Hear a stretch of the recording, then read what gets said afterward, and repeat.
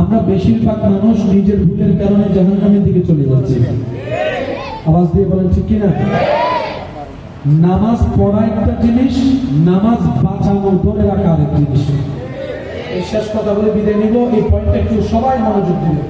আমরা বেশিরভাগ সময় ব্যর্থতার দিকে কেন যাচ্ছি? আমরা যে ইবাদত করে নূর নিয়ে শয়তানের সাথে যুদ্ধ করা দরকার, ওই নূরটা আমরা সেট করতে জানি না, পারি না। ব্যর্থতা আমাদের।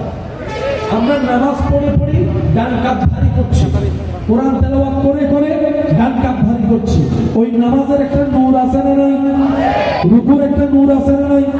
সিজদার একটা নূর আছে না নাই? কোরআন তেলাওয়াতের একটা নূর আছে না নাই? হজ যাকাতের একটা নূর আছে না নাই? আযানের একটা নূর আছে না নাই? রুকু সিজদার একটা নূর আছে না নাই? তাহাজ্জুদের নামাজের একটা নূর আছে না নাই? দান সৎকার একটা নূর আছে না নাই? ওই নূরটা জমাতে হবে এই কাঁধে। সওয়াবের হিসাব জমবে ডান কাঁধে। আমরা এই জায়গাটার মধ্যে